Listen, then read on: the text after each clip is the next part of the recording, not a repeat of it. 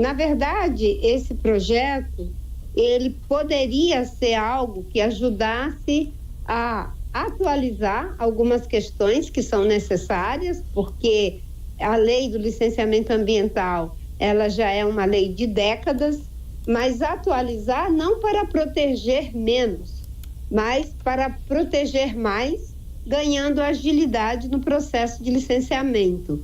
Por quê? Porque nós já estamos vivendo uma situação de extremos climáticos e sem os regramentos necessários para a proteção ambiental, e o licenciamento é a principal ferramenta da proteção ambiental brasileira, a gente só vai agravar problemas como esses que aconteceram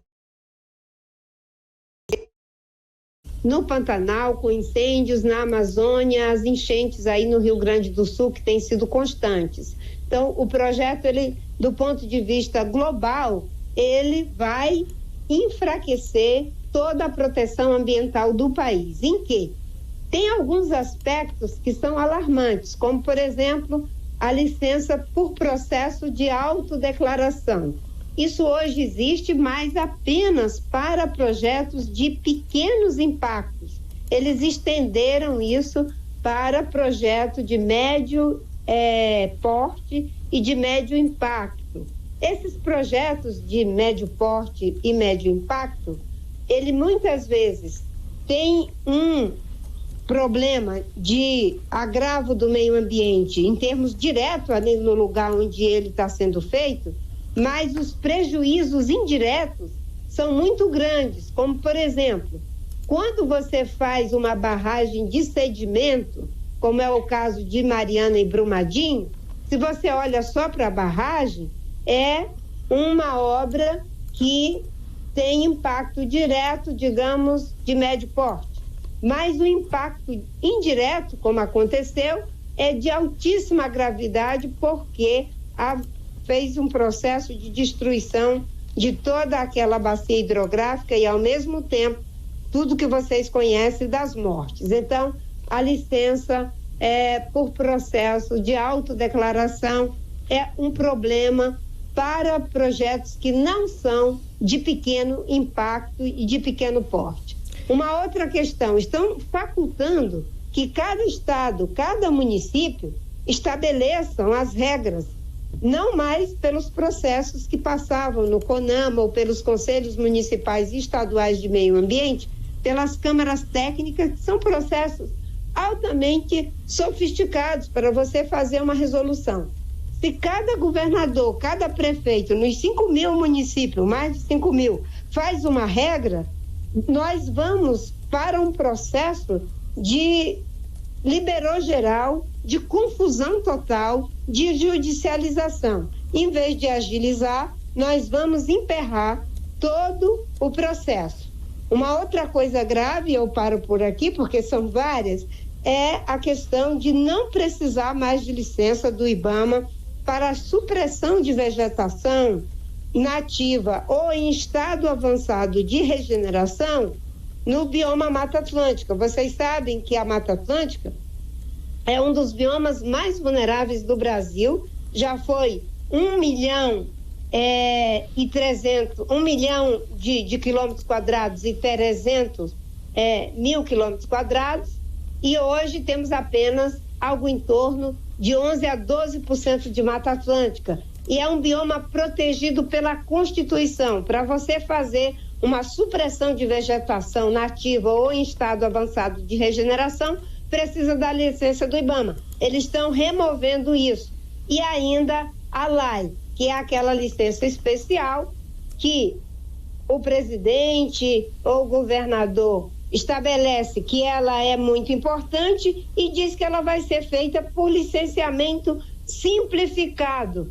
Ou seja, você vai estabelecer que a nossa necessidade, ela muda as leis da natureza? Não muda. Se você disser, olha, é muito importante fazer essa hidrovia, porque nós precisamos transportar mais rápido, é estratégico para o governo, e se aquilo levar o rio a desaparecer, você mudou a regra em função da sua necessidade, mas as leis da natureza continuam as mesmas. Portanto, nós temos que dar agilidade, mas sem perda de qualidade. E é isso que agora nós estamos analisando. A Casa Civil, nós do Ministério do Meio Ambiente, a Advocacia Geral da União, para que essa semana a gente já apresente, provavelmente, uma sugestão de encaminhamento ao presidente em relação a vetos e alternativas, porque não basta vetar, é preciso colocar algo no lugar. Bom, ministra, a senhora falou da Mata Atlântica, que é uma das maiores preocupações, e hoje a gente também já vê que a devastação, ela mesmo com as exigências feitas para suprimir vegetação, a devastação já é muito grande. Nós temos um problema sério no litoral de quase todo o Brasil também, com a construção, muitas vezes, com derrubada de árvores que não poderiam ser derrubadas, mas que os municípios acabam licenciando. Sabemos também que os municípios, em sua maioria, não têm técnicos preparados. Alguns não têm sequer um técnico que seja especialista nessa área. E as consequências estão aí. Qual é a alternativa possível que o governo daria no caso de vetar algumas partes desse projeto, começando por essa em relação à Mata Atlântica? Bem, no caso da Mata Atlântica, é vetar e voltar a lei que hoje rege a Mata Atlântica, porque a lei que protege a Mata Atlântica, ela está na própria Constituição, foi feita uma emenda à Constituição. Esse vai ser um processo que vai ser judicializado, porque você não muda por uma lei ordinária, uma lei que está na Constituição brasileira. Então, nesse caso, é o veto, e não pode fazer qualquer supressão de vegetação de Mata Atlântica sem os devidos regramentos que já estão estabelecidos. Em relação aos outros dispositivos, para você ter uma ideia, são mais de 60 artigos a lei, mais de 300 dispositivos entre incisos, parágrafos e assim por diante. Então, é uma análise bastante cuidadosa que está sendo feita, mas nós já identificamos vários processos que inviabilizam a proteção ambiental no Brasil. No mundo em que nós estamos vivendo, a gente não precisa de menos proteção, a gente precisa de mais proteção. E o governo federal está dialogando também com o Congresso, porque seja uma medida provisória, seja um projeto de lei ou os vetos, é preciso que o Congresso compreenda que esses vetos devam ser mantidos. E isso é bom para o Brasil. Eu fico vendo às vezes as pessoas dizendo que isso vai ser bom para o agronegócio.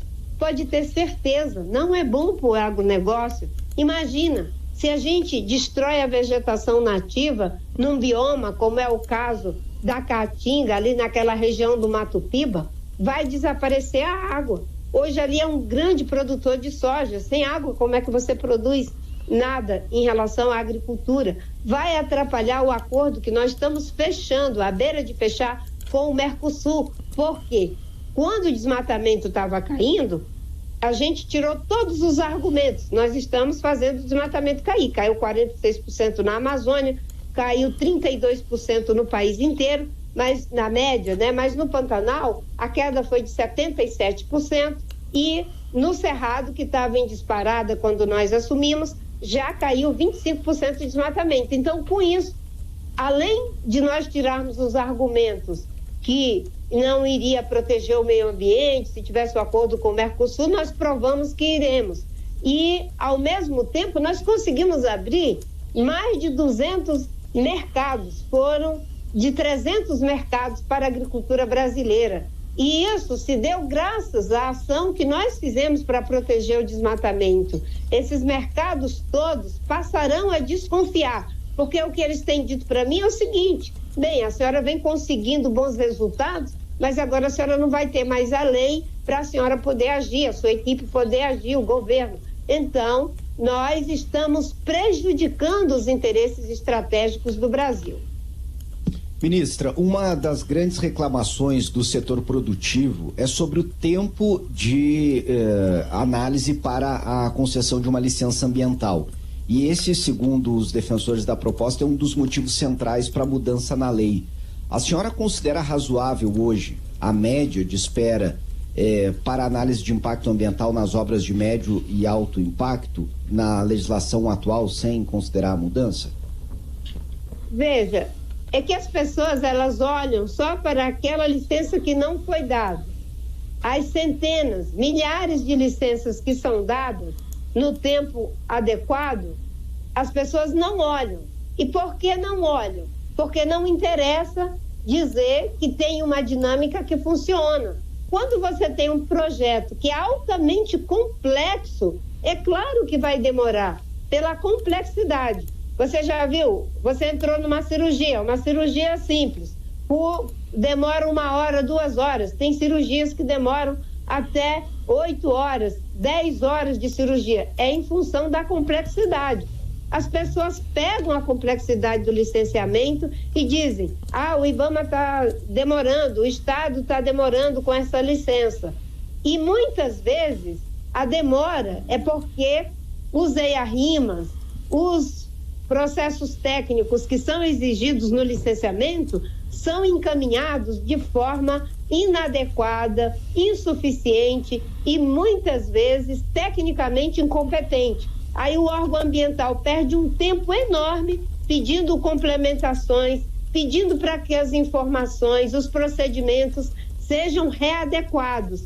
Isso não é dito, olha, está demorando porque nós é que erramos. Ninguém diz isso, as pessoas dizem só que é o órgão ambiental estadual ou o órgão ambiental federal. Precisa da gente ter aperfeiçoamento? Claro, nós inclusive concordamos que as licenças de baixo impacto nos projetos de pequeno porte, elas podem ser dadas por adesão e compromisso. Agora, médio e alto impacto não podem, porque isso será um grande prejuízo do ponto de vista ambiental, social, muitas vezes da saúde pública, e vai criar muita insegurança jurídica. A senhora falou há pouco sobre os principais motivos, enumerou aqui, e agora respondendo ao Matheus Chu, faz essa diferenciação da demora e do que pode de fato andar. A senhora disse que vai estudar e mostrar quais são as sugestões de veto para o presidente Lula. Nesses casos em que tem declaração do impacto ambiental, como a senhora falou, estabelecimento de regras pelo próprio estado ou município, ou não precisar passar pela licença do IBAMA para supressão de vegetação na Mata Atlântica, quais são as sugestões? Qual é o meio termo possível ou é ficar como está? No caso da Mata Atlântica é veto, não tem outra alternativa. Não tem como você permitir que haja supressão de vegetação nativa sendo dada pela prefeitura. Porque hoje, como você mesma disse, as pessoas não têm nenhum técnico para fazer uma avaliação e muitas vezes não é culpa do prefeito. Você sabe que o orçamento é curto, a estrutura de técnico também de funcionário público é insuficiente. Por isso que o legislador, quando aprovou a lei da Mata Atlântica, colocou para o órgão federal, não é nem o órgão estadual, porque de fato é um bioma muito ameaçado e muito importante para o equilíbrio do sistema hidrológico de toda a região sul, sudeste, e em algumas regiões a ameaça é muito maior do que naquelas que conseguiram conservar razoavelmente uma pequena parte do bioma. Bom, ministra, a senhora falou sobre os prejuízos que podem ocorrer em consequência da aprovação dessa lei nas relações internacionais. Nós vivemos hoje já um momento extremamente difícil para o agro brasileiro, para a indústria brasileira, por conta do tarifaço imposto pelo presidente dos Estados Unidos. Estamos, como a senhora lembrou também, próximos de fechar um acordo Mercosul-União Europeia, mas em que essa questão é levada muito em conta.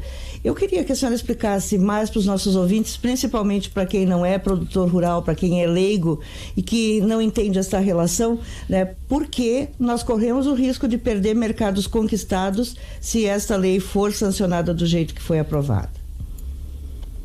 Você levantou uma questão fundamental. Hoje, o mundo exige que cada país que assumiu compromissos no âmbito do Acordo de Paris, com as metas de redução de emissão de CO2, que assumiu compromisso no âmbito da Convenção da Biodiversidade, com a meta de reduzir a perda de biodiversidade, com a Convenção da Desertificação, tem uma meta de reduzir desertificação, que esses compromissos todos sejam cumpridos. E nós somos signatários desses compromissos, são 190 países que são parte da Convenção, 96 países são parte da Convenção do Clima, e ninguém pode passar por cima das regras sob pena de vocês fazer uma concorrência desleal com os outros países. Por exemplo, se eu que cumpro os acordos sou obrigado a ter um conjunto de regras necessárias para proteger o clima, o planeta, evitar todos esses problemas que nós já estamos sofrendo, e outro decide que ele não vai cumprir as regras, além de estar agravando o problema, ele ainda faz uma concorrência desleal, porque ele não vai precisar investir em pesquisa, em tecnologia, em inovação, em criar procedimentos para produzir mais, destruindo menos, correto? Então, a gente sofre uma espécie de bloqueio, a gente fica trancado pelo lado de fora. Só para você ter uma ideia, o valor nutricional dos nossos produtos agrícolas, a qualidade sanitária dos nossos produtos agrícolas, a nossa tecnologia produzida pela Embrapa, as pesquisas feitas pelo agronegócio em instituições de pesquisa privada, faz com que a gente tenha todas essas qualidades: nutricional, sanitária, quantidade e constância na nossa produção. Isso é uma vantagem enorme, mas essas vantagens já estavam em 2022, 2021, 2019 e assim por diante. Qual foi a diferença dos últimos 2 anos e meio para abrirmos mais de 300 mercados? As pessoas terem confiança de que o governo está cumprindo com os acordos, reduzindo desmatamento, assumindo uma meta de redução de CO2. E nós tiramos todos os argumentos da concorrência que cria empecilhos não tarifários, utilizando questões de natureza ambiental, quando a gente mostrava os dados, quando mostra os dados. Veja, o desmatamento caindo 46% na Amazônia, na média do país 32%, e o agronegócio nos últimos 2 anos cresceu 15%. A renda per capita cresceu mais de 11%. Esses argumentos, eles são imbatíveis. E abrimos mais de 300 mercados. Essa lei, ela vai diminuir as condições de a gente continuar fazendo o trabalho e obtendo os resultados e, portanto, vai impedir esses mercados bilaterais que nós já abrimos e ainda mais a questão do acordo da União Europeia com o Mercosul, que é muito difícil esse debate. A França tem uma resistência, mas a gente foi conseguindo, inclusive na reunião que tivemos, o presidente Lula, eu estava na reunião com o presidente Macron lá na França, e quando me foi dada a palavra, eu fui a pessoa que mais defendi que nós não deveríamos ter nenhum tipo de impedimento para os nossos produtos agrícolas, porque a gente está comprometido e já começamos a alcançar grandes resultados. Ministra, eu gostaria de falar agora sobre... E uma coisa, só desculpe, você viu agora os Estados Unidos, eles estão impondo por questão política, ideológica, uma tarifa de 50% nos nossos produtos, prejudicando a indústria, o agronegócio, vários produtos, e alegando que o Brasil tem desmatamento, que a lei ambiental do Brasil é fraca. Veja, é um absurdo isso que está sendo feito. Você faz uma lei que enfraquece o país em várias regiões do mundo e ainda no Estado, que diz amigo daqueles que destruíram o meio ambiente. É a primeira vez que eu vejo uma situação tão esdrúxula. E tem uma coisa que a gente tem que parar para pensar, que é o seguinte: geralmente você tem 2 tipos de políticos: aqueles que se sacrificam pelo seu povo, pelo seu país, e aqueles que sacrificam o país e o povo para salvar sua própria pele. É um absurdo uma coisa dessa. Como é que alguém quer obrigar o país a passar por cima do judiciário, os poderes são independentes, para dar uma anistia para uma pessoa que tem que responder à justiça com julgamento, com um amplo direito de defesa, com advogados que estão defendendo? Aí um outro país quer impor que você passe por cima do judiciário, senão vai taxar os produtos. Uma liderança política, ela geralmente tem que pagar preço para defender o seu povo e não sacrificar o seu povo para salvar sua própria pele, e ainda de forma injusta, porque é injusto. Tem que responder à justiça, responda à justiça, passe pelo julgamento, tenha ampla defesa, que na democracia é assim que se faz, mas não venha querer trocar o seu interesse político ideológico para prejudicar a indústria, o agronegócio. Sim, ministra, voltando a falar do licenciamento ambiental, a senhora disse que nesta semana vai apresentar, junto a outros ministros, as sugestões de encaminhamento, né, vetos ou alternativas ao presidente Lula. Eu quero falar especificamente sobre a exploração de petróleo na Foz do Amazonas. Uma emenda aprovada e apelidada de emenda Davi Alcolumbre, porque é patrocinada pelo presidente do Senado, coloca empreendimentos como esse na categoria de licença especial. Nós já sabemos que o seu posicionamento é contrário a esse tipo de licença, mas eu quero saber qual a providência que a senhora vai tomar especificamente sobre isso. A sua recomendação é um veto integral? E como a senhora consegue convencer o presidente Lula disso, tendo em vista a pressão política de pessoas muito poderosas em torno do tema? Na verdade, o instrumento da lei, ele tem duas partes. Uma é a possibilidade de estabelecer que alguns projetos são prioritários na fila do licenciamento, correto? Porque se você teve uma grande cheia aí no Rio Grande do Sul, você tem uma série de outros projetos na fila para licenciar, você pode priorizar a construção da ponte na frente de outros projetos.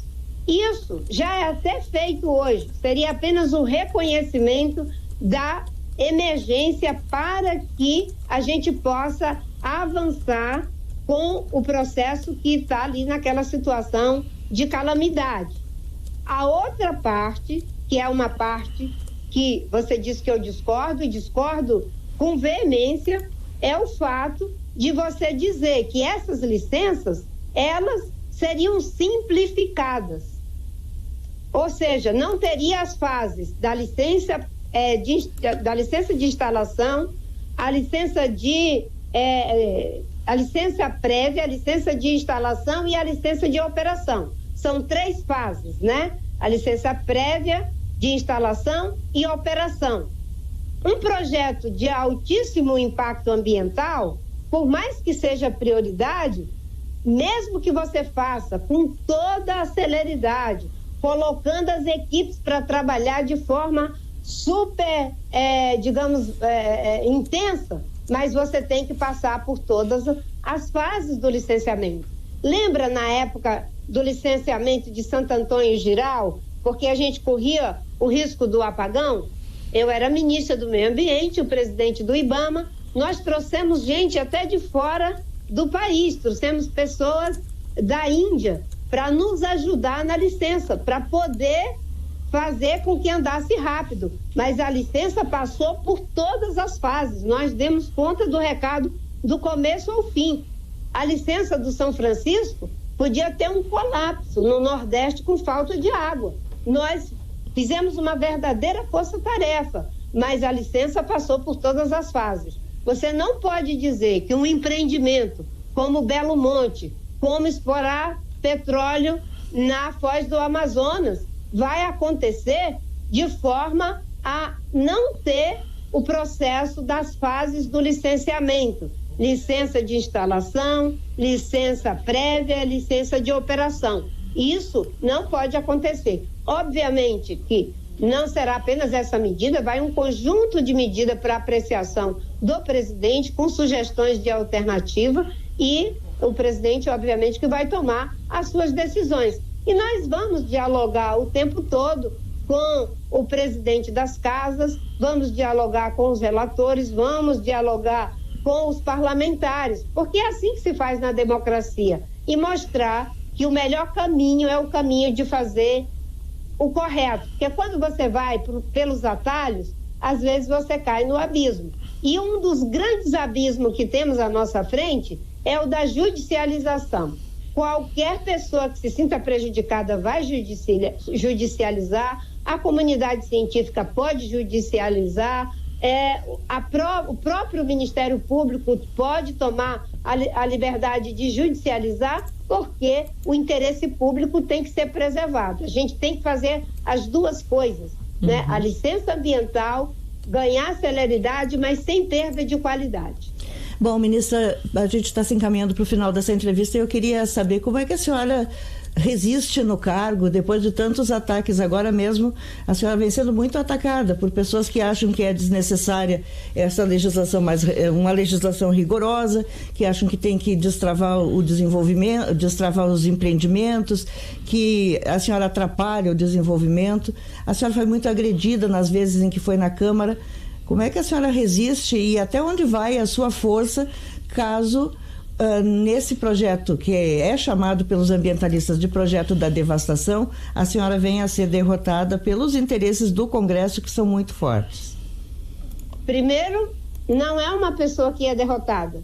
Se esse projeto não for feita, se não forem feitas as reparações, quem é derrotado é o interesse do povo brasileiro. Quem vai ser derrotado é o interesse comercial do nosso país, inclusive pelo presidente dos Estados Unidos, que nos ameaça com uma tarifa de 50%.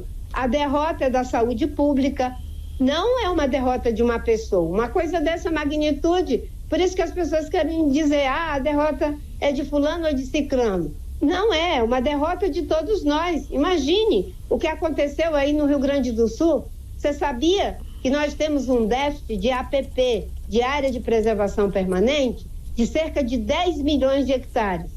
Desses 10 milhões, 700 mil hectares ficam no estado do Rio Grande do Sul. Uma boa parte dos problemas que nós tivemos tem a ver com esse déficit de APP. Quem é que paga a consequência? É uma pessoa? Não, quem paga a consequência é um povo. E a pessoa que me convidou foi o presidente Lula, que tem compromisso com o desmatamento zero, que propôs uma NDC que é ambiciosa de redução de emissão de CO2 entre 59% e 67%. Quem está comprometido, e ele mesmo disse que a gente tem que fazer da forma correta. O presidente Lula nunca me pediu para passar por cima das regras. Nunca. Nem na primeira vez em que eu fui ministra, nem agora. É claro que os empreendimentos são importantes para o país, mas devem ser feitos de acordo com as regras. E, obviamente, que hoje nós vivemos um governo de frente ampla. Nem todos pensam da mesma forma, mas já aprendemos que para salvar a democracia, todos fomos importantes para ganhar. E todos somos importantes para governar. A gente sempre tem conversado, não é por acaso que no PPA, dos 88 programas, 58 tem ações ambientais. Sim. Não é por acaso que hoje eu trabalho com o ministro Fávaro no Plano Safra, com o ministro da Agricultura Familiar, com o ministro da Fazenda. Inclusive conseguimos um fundo, eu e ele, lançamos lá na Bolsa de Valores em Nova York, né? E já temos, inclusive, no EcoInvest, cerca de 36 bilhões. Estamos trabalhando para fazer recuperação de área degradada, para disponibilizar para a agricultura, usar essas áreas e não precisar mais desmatar. Estamos criando um fundo global para pagar por hectare de floresta protegida para aqueles que têm que proteger suas florestas em função do equilíbrio climático. Ou seja, a gente está trabalhando e a sociedade brasileira é que será mais prejudicada, o interesse ambiental e de saúde pública do nosso país. Obrigada, ministra Marina Silva. Bom dia e bom trabalho para a senhora.